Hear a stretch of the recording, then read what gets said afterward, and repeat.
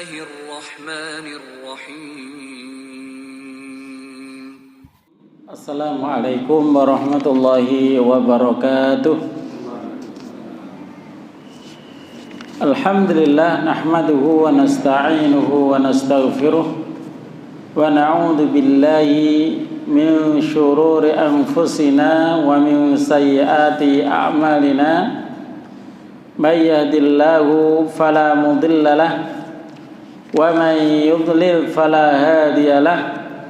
Asyhadu an la ilaha illallah wahdahu la syarika lah wa asyhadu anna Muhammadan abduhu wa rasuluhu la nabiyya ba'dah.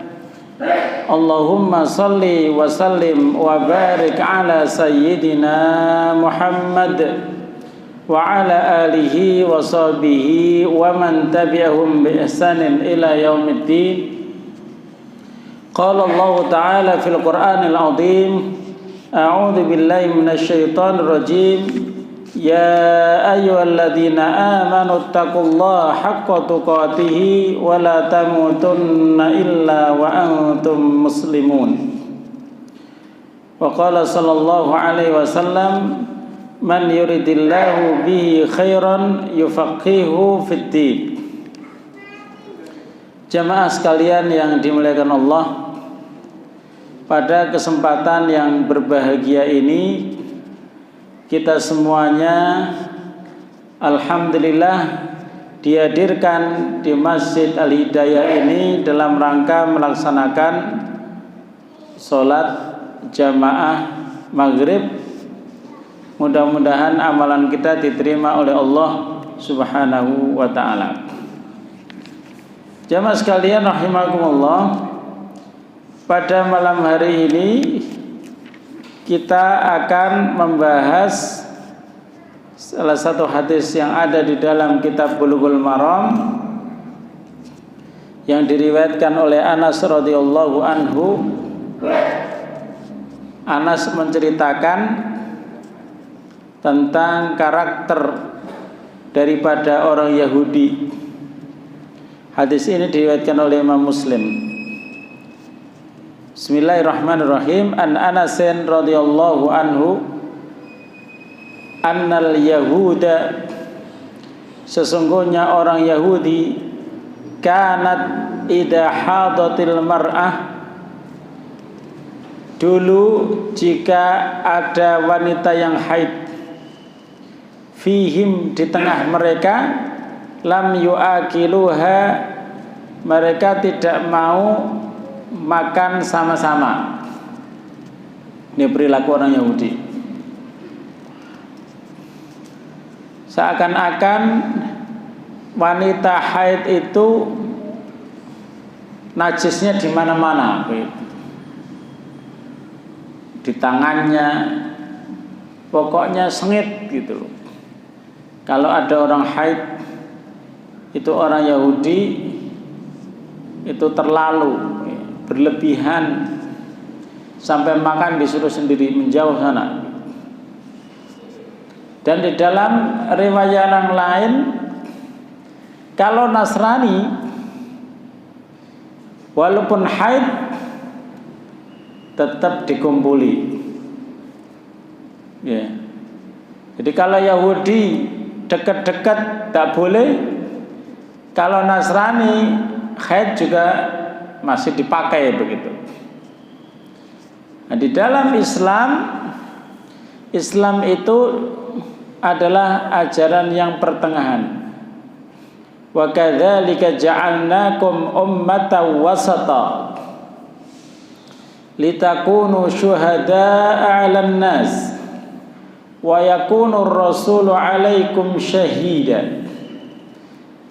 Demikianlah kami jadikan kalian itu adalah umat pertengahan antara ekstrem kanan, ekstrem kiri. Pertengahan. Itu prinsip di dalam Islam. Menghadapi apapun pertengahan. Ibadah pertengahan. Mudah, tapi tidak kemudian sembarangan. Tidak boleh itu ada yang namanya puasa pisol nyambung-nyambung nggak boleh. Nggak boleh itu yang namanya sholat sambil berpegangan kepada tali karena memaksakan diri untuk berdiri. Enggak. Kalau kita lihat orang Nasrani, di antara mereka tokoh agama ada yang tidak boleh menikah. Biarawati yang nggak boleh menikah. Mereka adalah pelayan Tuhan, nggak boleh menikah, menyalahi fitrah. Islam tidak seperti itu. Islam adalah ajaran pertengahan, tidak ekstrim kanan, tidak ekstrim kiri dalam apapun. Ya. Di dalam masalah haid, ya, antara Yahudi yang tidak mau berdekatan sama sekali dengan orang Nasrani yang masih memaksakan diri untuk berkumpul bersama wanita yang haid, maka Rasulullah SAW berpesan, isna'u kulla syai'in illa nikah. Kalian lakukan apapun kecuali nikah. Nikah itu adalah jima'. Dan di dalam riwayat lain Aisyah radhiyallahu anha, hadis yang setelahnya, ketika dalam kondisi haid, ya'muruni, karena Rasulullah ya'muruni fa'atazid. Rasulullah menyuruh saya supaya jarian yang kencang, fayubashiruni wa ana haid, memegang saya, ya, memeluk saya. Yubashiruni itu kan kulit antar kulit bersentuhan, ya, seperti suami istri lah. Tidur ya tidak harus berpisah gitu. Tapi jangan bersetubuh begitu.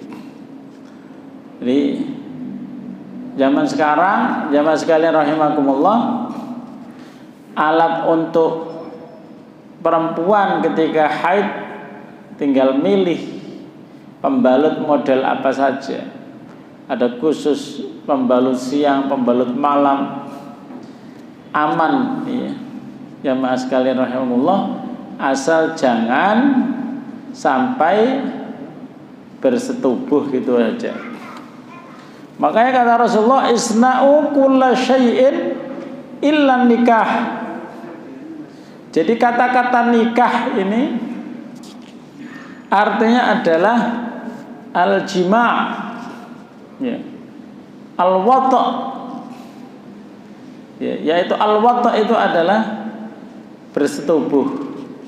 Silahkan, itu tidak ada larangan. Itu prinsip ajaran Islam karena mengikuti semangat dari millata Ibrahim Hanifah. Jamaah sekalian rahimahullah, sampai di dalam Al-Quran, ittabi'u millata Ibrahim Hanifah, ikutilah ajaran Nabi Ibrahim yang lurus, bil hanifiyati samhah, ajaran yang lurus dan mudah. Dalam banyak hal kita ini memang mengikuti ajaran Nabi Ibrahim alaihissalam. Seperti khitan, ya. Nabi Ibrahim khitan pada umur 80 tahun, ya. Sedangkan kita tahu bahwa Nabi Ibrahim itu di antara nabi yang susah punya anak. Wallahu ta'ala a'lam, karena mempunyai anak Ismail itu sekitar umur 85-an. Ya.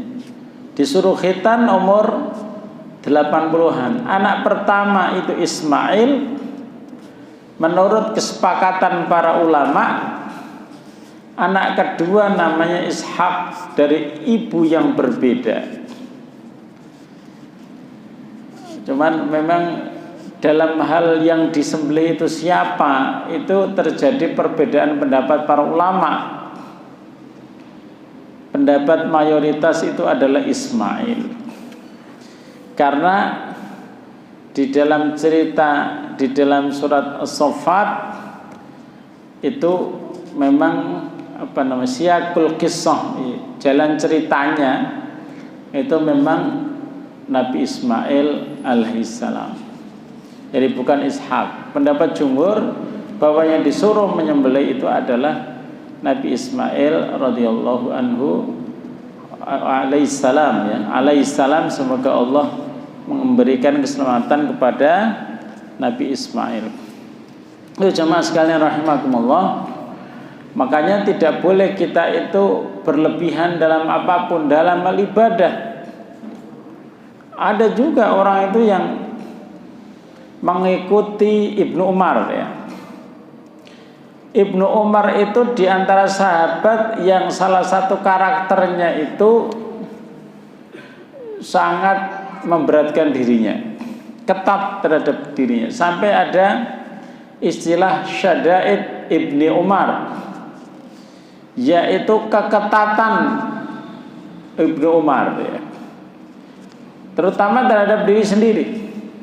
Sampai ketika masa tuanya Ibnu Umar Ibnu Khattab, ya.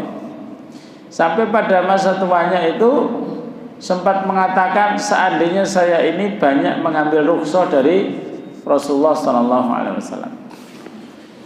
Jadi kita itu tidak usah memaksakan diri, ya.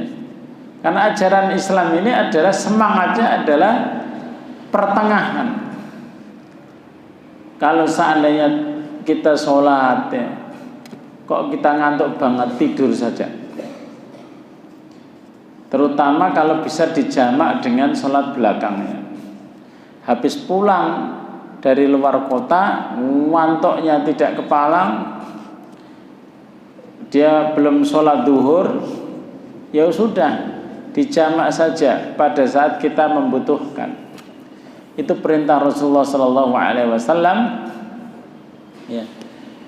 Man nais idza naisa ahadukum, jika kalian itu ngantuk, ya, falyarqud, hendaknya dia tidur dulu. La'allahu yastaghfirullah fayasubbu nafsahu, dia inginnya istighfar, minta ampun kepada Allah, karena dia ngantuk, bisa jadi malah dia berdoa buruk atau mengumpat dirinya sendiri. Jadi enak Pak, dalam ajaran Nabi Muhammad itu enak sekali, ya. Tidak berat, sangat ringan, ya. Ketika datang 3 orang ke rumah Rasulullah SAW, ya, mereka para sahabat. Pada saat itu yang ada di rumah adalah istrinya. Kemudian mereka bertanya, sholat Rasulullah itu kayak apa sih? Saya pengen ngerti, kamu kan sebagai istrinya.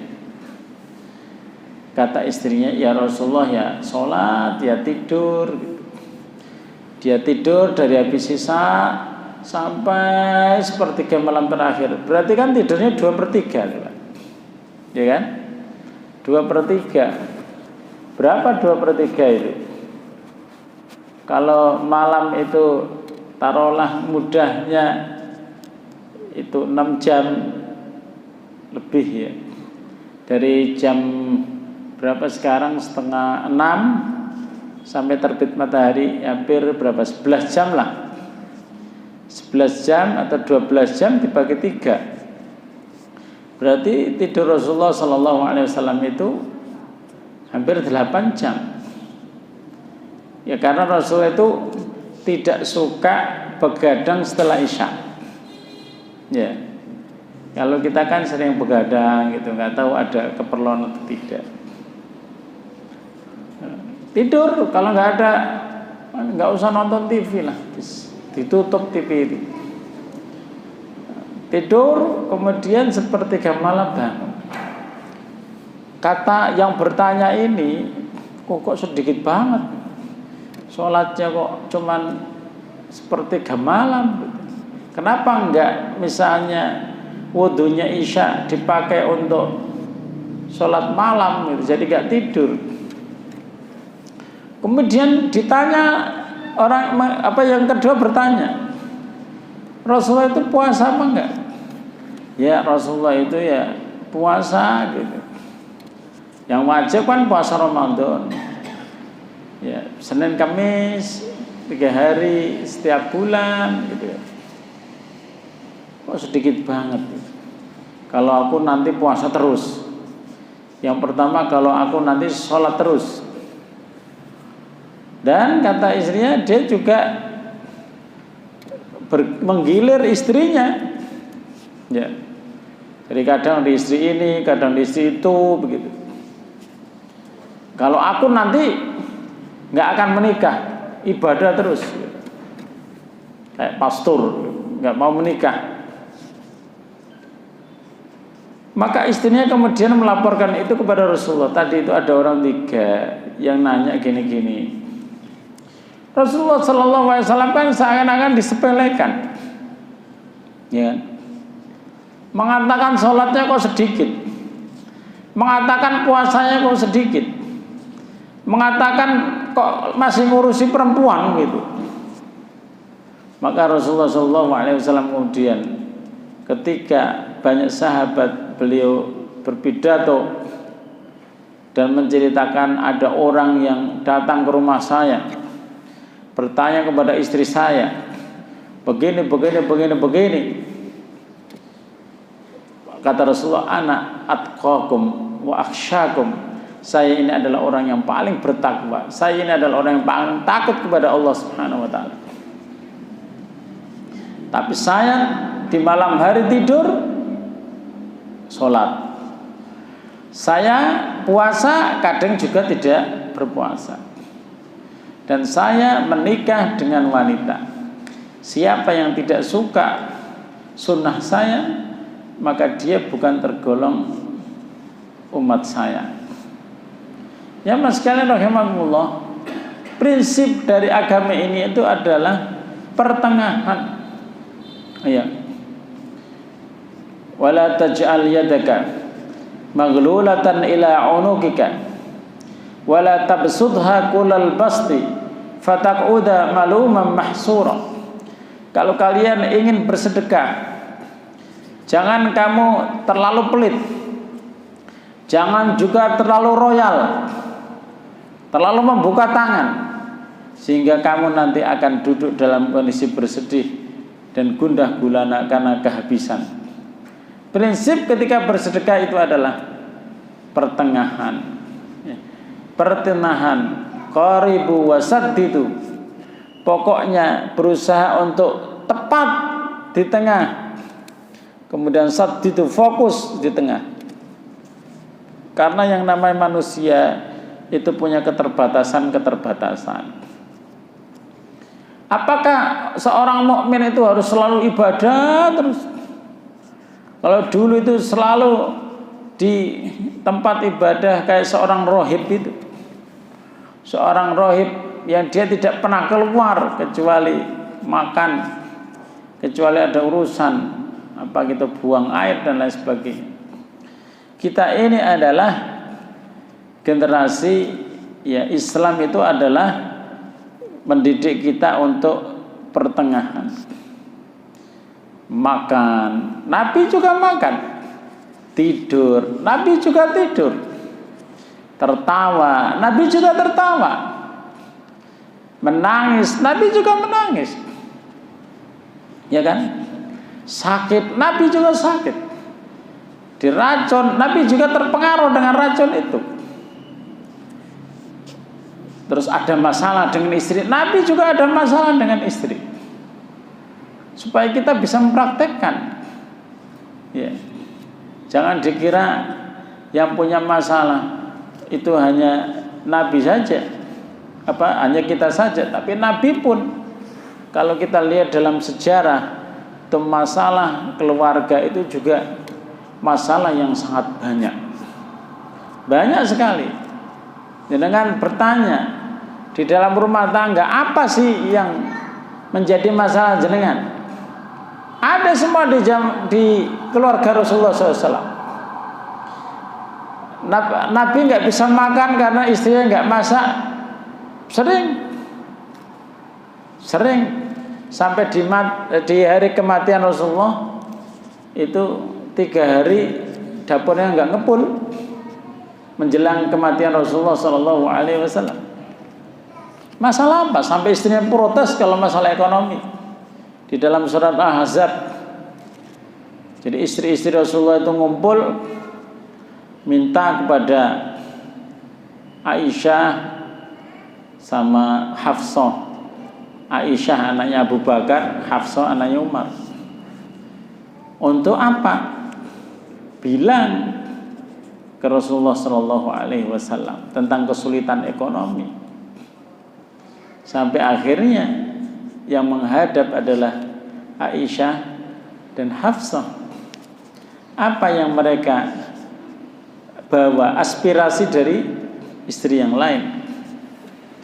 Ketika mereka mengatakan, ya Rasulullah, kita ini kan istri Nabi, kita juga wanita, suka dibelikan baju baru, emas, kebutuhan hidup yang cukup.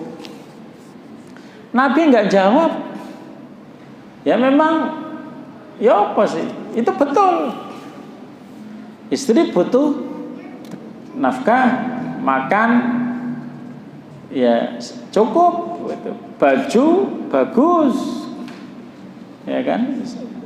Punya emas, itu biasa.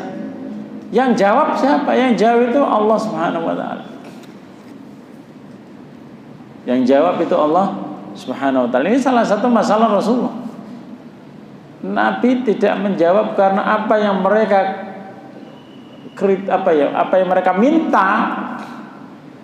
Aspirasi mereka itu memang semua wanita yang begitu. Rasulullah nggak nyalain kok. Cuman diam sampai akhirnya Allah menurunkan salah satu ayat di dalam surat Al-Ahzab. Ya ayuhan nabi, wahai nabi, qul li azwajika, kasih tahu istri-istrimu itu. Ya. Qul li azwajika, katakan kepada istri-istrimu itu. In kuntunna turidnal hayatad dunya, jika kalian itu ingin dunia. Ada kayak orang-orang gitu. Ya, makan lengkap, lauk lengkap, enak. Kemudian baju juga bagus, rumah yang enggak seperti rumahnya Aisyah sama Rasul. Rumahnya Aisyah sama Rasul itu kan tempat tidurnya saja untuk sholat Rasul itu kurang gitu. Kaki Aisyah diselonjorkan di depannya Rasul ketika sholat. Ketika Rasul mau sujud, dipegang kakinya, didorong.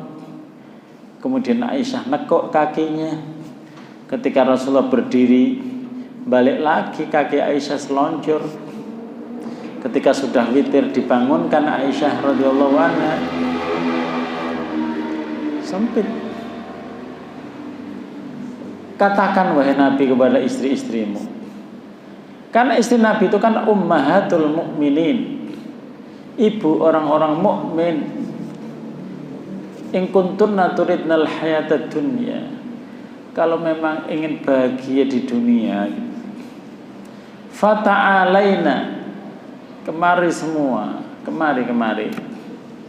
Ayo mendekat ke sini. Umatikunna, saya akan kasih kalian harta yang cukup. Saya akan kasih. Wa usarrihkunna sarahan jamila. Tapi mohon maaf ya, saya akan menceraikan kalian. Jadi yang nyuruh siapa? Yang nyuruh ngomong begitu? Allah SWT. Nabi itu adalah contoh bagi umat seluruhnya. Dan yang diambil Nabi itu contoh kemiskinan dalam hidupnya. Walaupun Nabi itu bukan miskin aslinya. Nabi itu enggak miskin. Cuman karena sedekahnya yang luar biasa, Karena itu memang perintah dari Allah Subhanahu wa taala begitu. Kalau dibilang sedekahnya Rasul itu lebih cepat daripada angin yang bertiup. Kalau bersedekah itu nggak pakai mikir lama kok. Kalau kita kan mikirnya sampai 100 kali, ini jadi nggak saya wakafkan di tanah saya? Maju mundur, ya kan? Mundurnya lebih banyak dari majunya. Kadang gagal, kadang kita sedekah 1000 aja maju mundur. Ini saya kasih 500 atau 1000 gitu. Jamaah sekalian rahimakumullah, sampai Abu Bakar, Umar ketika turun ayat itu, sabab nuzulnya karena Aisyah sama Hafsah itu protes kepada Rasulullah, muara besar itu. Kamu anaknya Siddiq, berani-beraninya kamu itu minta harta kepada Rasulullah. Sampai nangis Aisyah itu, mau ditampar sama Abu Bakar. Abu Bakar saja yang lembut mau nampar, apalagi Umar, ya kan? Anaknya Hafsah itu, terus dimarahin habis-habisan lah. Dan setiap dibaca ayat itu, kisah tentang sebab turunnya ayat itu pasti akan diceritakan. Nah, ceritanya yaitu tentang Aisyah dan Hafsah begitu. Nah, itu permasalahannya. Nah, tapi itu menjadi sebuah pelajaran bahwa Nabi dan istrinya itu kehidupannya ya mungkin lebih baik jenengan, Pak. Pernahkah kita tidur sampai membekas di muka, di badan karena saking kasarnya tikar Rasulullah? Beberapa hari Rasulullah itu hanya makan korma dan air. Tentu tidak mengenyangkan. Sampai Rasulullah SAW mengatakan, bihasab imri'in luqaimatun tuqimu sulbah. Sebenarnya kalau mau jujur, wahai umatku, cukuplah kalian itu makan beberapa suap yang membuat kalian itu bisa tegak berjalan. Jadi beberapa suap saja cukup.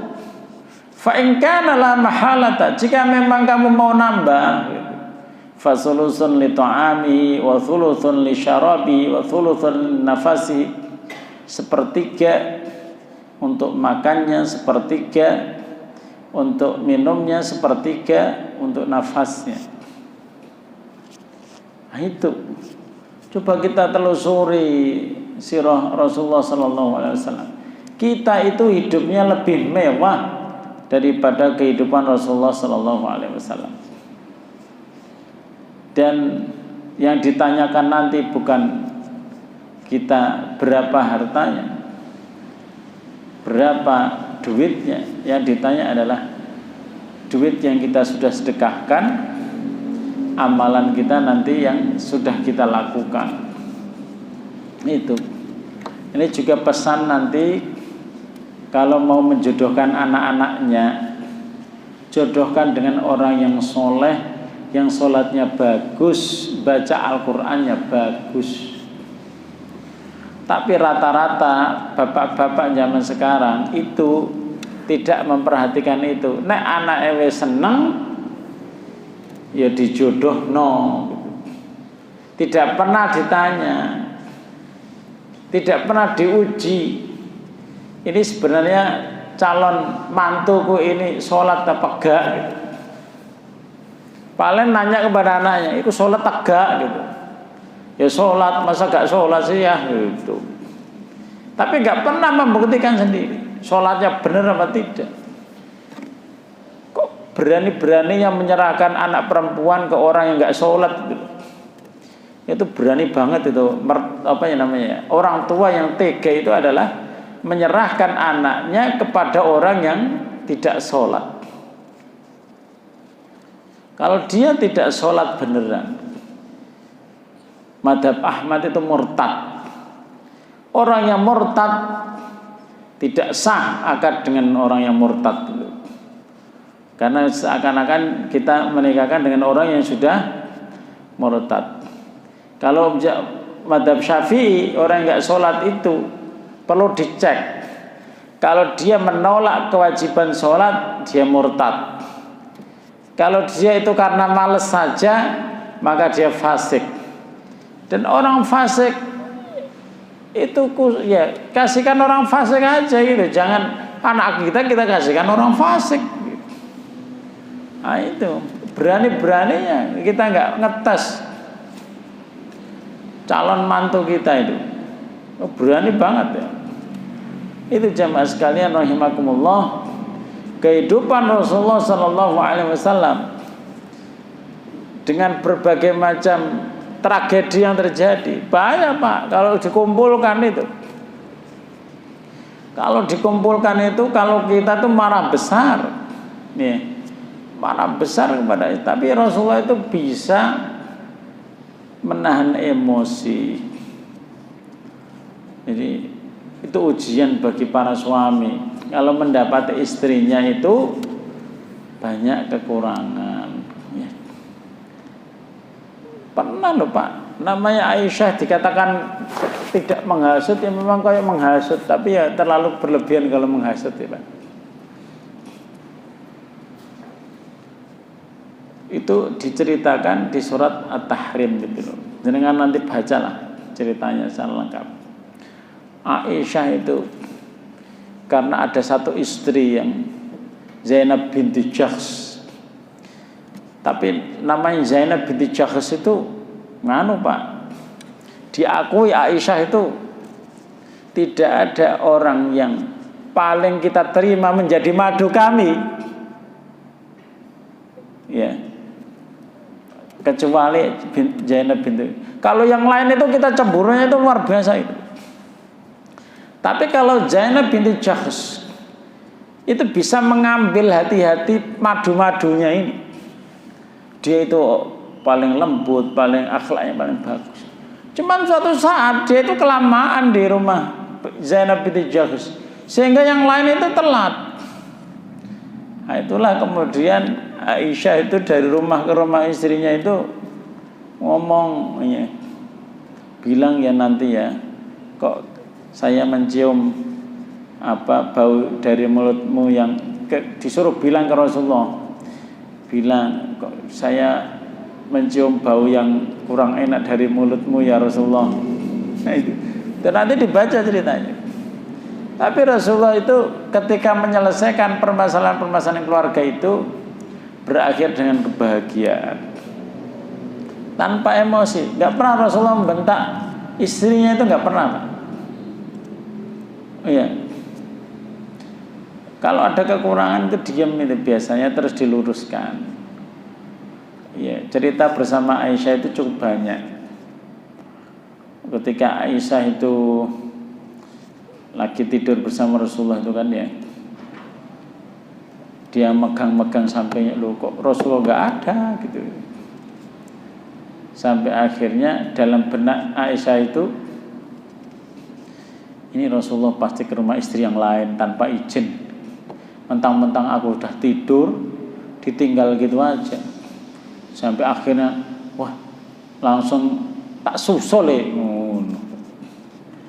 Ketika mau nyusul di luar pintu sudah ada Rasulullah. Kelihat tergesa-gesanya Aisyah itu, Rasulullah nanya, apakah setanmu yang membuat kamu cemburu?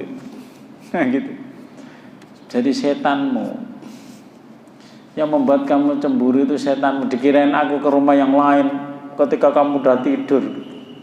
Ya enggak seperti itu. Jadi itu kamu suudon ya. Nah itu nanti kan Pak.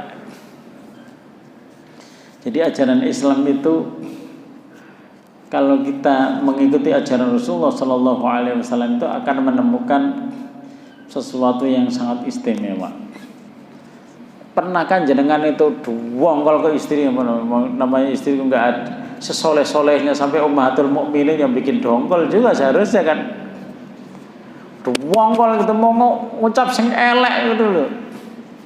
Kadang kita kalau bertengkar dengan istri itu kepengen memilih kata-kata itu yang bikin dia langsung sakit. Itu jangan, Pak. Berpikirnya kita itu tak ngomong sing pedes, sing sampai dia itu tersinggung gitu loh. Itu berarti didorong oleh setan. Nah itu. Khususnya ini dalam bermuamalah ketika haid ini ya. Di dalam Al-Qur'an yas'alunaka 'anil mahid. Ini permasalahan serius ya tentang orang yang haid ini. Mereka bertanya tentang haid. Qul huwa adza. Haid itu adalah penyakit yang ada pada perempuan. Fa'tazilun nisa fil mahid, maka jauhilah perempuan atau istrimu ketika haid. Gitu. Fa'tazilun nisa fil mahid wala taqrabuhunna hatta yathurn. Jangan kamu dekati mereka. Dekati itu mengajak bersenggam, bersetubuh. Hatta yathurn, sampai mereka betul-betul suci. Ini pun ulama berbeda pendapat.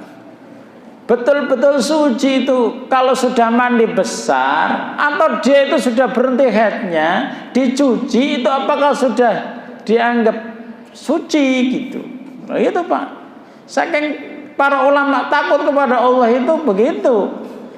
Yang dimaksud suci ini itu apakah dia sudah mandi sehingga terbebas dari hadas besar karena haid, sudah mandi dalam arti menghilangkan hadas besar, ataukah dia hanya mandi saja, belum rambutnya belum kena air misalnya karena malam-malam misalnya.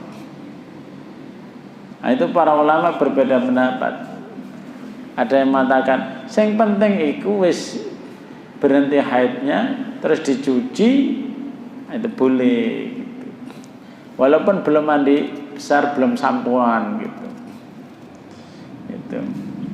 Jadi kemudian Rasulullah SAW melarang siapa yang mendatangi istrinya, man atahaidon, siapa yang dia itu mendatangi orang yang haid, ini dosa besar Pak. Allah cuci tangan dari dia. Artinya sungguh ini dosa yang besar. Gak sabar gitu. Kecuali kalau gak tahu, dianggap udah tanggalnya udah selesai, ternyata masih ada. Nah, sekarang istrinya yang memang yang ngasih tahu gitu. Yang namanya laki-laki itu kan kadang tidak sabar. Ya diingatkan, sabar mas, sabar, masih merah, tidak boleh. Ini di dalam Al-Quran itu ada perintah fa'tazilun nisa fil mahid, jauhi mereka ketika mereka haid, karena itu adalah penyakit. Dan ternyata memang setelah diteliti, yang namanya darah haid itu adalah penuh dengan bakteri-bakteri. Itu sebenarnya untuk kesehatan kita juga. Cuman manusia itu kadang nabrak. Na'udzubillah. Kalau seandainya, mohon maaf ini, ada yang la'anallahu man ata imra'atahu min duburiha, apalagi sampai menggunakan dubur, na'udzubillah, itu dosa besar. Allah melaknat orang yang melakukan itu. Lebih tinggi dosanya daripada mendatangi haid atau mendatangi istrinya pada waktu haid. Allah mengajarkan kepada kita kebaikan. Nah, di dalam ayatnya itu kan betul-betul Allah itu memberitahu kul huwa ada, itu adalah penyakit, ya ojo dipaksakan begitu. Ketika memang kebutuhan terhadap wanita itu amat sangat sekali bagi laki-laki. Makanya Rasulullah memberikan rukhsah. Selain bersenggama, bertempunya dzakar dan farj, ya. Selain itu boleh. Selain itu boleh, silahkan dibebaskan, tapi jangan bertemu antara dzakar dan farji. Itu aja yang dilarang. Makanya di sini hadis yang setelahnya kan ditegaskan oleh Aisyah radhiyallahu anha, diperintahkan Rasulullah, kamu pakai jari yang kencang, tetap ya bersentuhan dengan Rasulullah Shallallahu Alaihi Wasallam. Nah, ini memang tadi sudah saya sampaikan, kalau orang Yahudi di sini ada riwayat Ahmad, ya, bahwa orang Yahudi itu menganggap wanita yang haid itu najis seluruh badannya, sampai pakaian-pakaiannya dianggap najis. Tidur bersama juga tidak mau, seakan-akan wanita itu disia-siakan. Sedangkan Nasrani itu masih dipakai juga, padahal dalam kondisi merah. Ada seorang sahabat bertanya kepada Rasulullah Sallallahu Alaihi Wasallam, namanya Hakim bin Hizam. Hakim bin Hizam ini juga diantara sahabat yang telat dia masuk Islamnya. Beliau mengatakan begini, ya Rasulullah, ma yakhillu li min imraati wa hiya haid. Apa saja yang dihalalkan bagiku dari istriku ketika dia haid? Maka kata Rasulullah Sallallahu Alaihi Wasallam, laka ma fauqal izar, kamu memiliki bagian-bagian yang di atas jari, ya, bagian bawah. Pokoknya jangan kamu bersetubuh gitu aja. Ya, itu dibolehkan di dalam syariat. Itu tadi sudah saya ceritakan. Nah, ini juga ada hadis ya berkaitan dengan etika bersama istri yang lagi haid.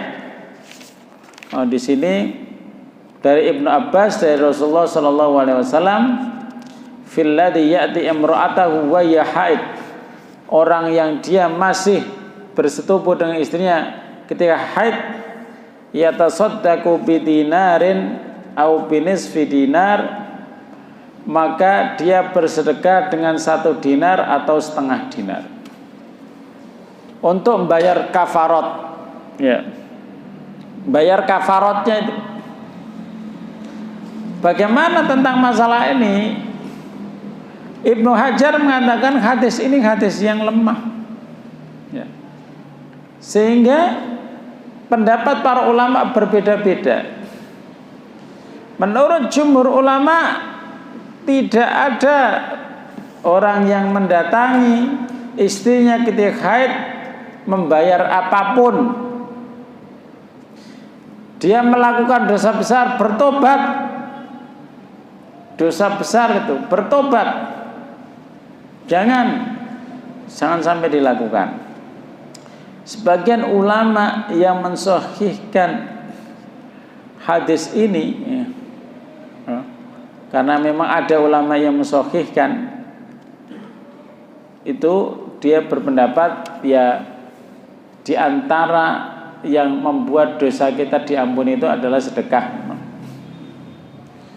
Jadi di antara ya yang kafarat yang paling manjur supaya kita mendapatkan ampunan dari Allah Subhanahu wa taala itu adalah dengan bersedekah. Ya. Apapun itu, kalau kita sudah merasa, aduh saya tadi berdosa, marah-marah kepada istri, ya bersedekah, dibuat senang dia. Sampai Rasulullah SAW ketika mau meninggal itu kan, di antara yang disebut itu adalah wanita gitu, jagalah wanita gitu. Ya. Ittaqullah fin nisa, takutlah kepada Allah dalam hak para wanita. Karena apa? Fa innakum ya akhadtum bi amanatillah, kamu itu mengambil dia itu karena amanah dari Allah Subhanahu wa taala. Bi kalimatillah, dengan kalimat Allah Subhanahu wa taala. Wastahlaltum furujahunna bi kalimatillah. Ya, dengan kalimat tok sepakat gini gitu ya. Bahkan kadang mahar juga bayarnya telat-telat gitu. Itu sudah halal. Tidak pernah kita membesarkan dia, bayarin dia sekolah. Enggak pernah. Tapi tiba-tiba kita meminta dari orang tua, kalau kita enggak betul-betul menjaga, kalau enggak betul-betul ayahnya itu percaya, itu enggak mungkin diberikan gitu. Itulah maka di antara sarana untuk mendapatkan ampunan dari Allah itu memang bersedekah itu. Bersedekah. Sehingga di dalam syariat Islam bersedekah atas nama orang lain itu sah dan dibolehkan. Atas orang yang masih hidup, atas orang yang sudah meninggal, itu silakan bersedekah, karena memang sedekah ini daya ampunannya luar biasa ketika seseorang itu melakukan dosa. Apakah boleh melaksanakan perintah dari hadis ini, yaitu bersedekah dengan 1 dinar atau setengah dinar? 1 dinar itu berapa? 1 dinar itu berapa? Ya kira-kira 2 jutaan lah. 2 jutaan atau kurang lah. Ya, kurang dari 2 juta ya. Itu jenengan membayar bersedekah kepada orang lain dengan, karena memang itu dosa besar, Pak. Jangan sampai terjadi kepada diri kita ya. Makanya di dalam perintah Al-Qur'an, fa idza tatahharna fa'tuhunna min haitsu amarakumullah, kalau memang sudah suci ya pergauli dengan baik ya. Pergauli dengan baik itu fa'tuhunna min haitsu amarakumullah, pergauli mereka sesuai dengan perintah Allah. Ya kadang kalau sudah agak sepuh gitu kan, kondisinya fisik wanita ya itu juga kadang mempengaruhi banget ya. Sing sabar ya. Ya namanya hunna libasul lakum wa antum libasul lahun. Mereka pakaian kita, kita adalah pakaian mereka. Jadi memang marilah kita itu menyehatkan hubungan ya, antara istri. Mudah-mudahan kita termasuk orang-orang yang nanti masuk surga bersama-sama. Aku qouli hadza wa astaghfirullahal adzim li wa lakum. Mudah-mudahan bermanfaat. Assalamualaikum warahmatullahi wabarakatuh.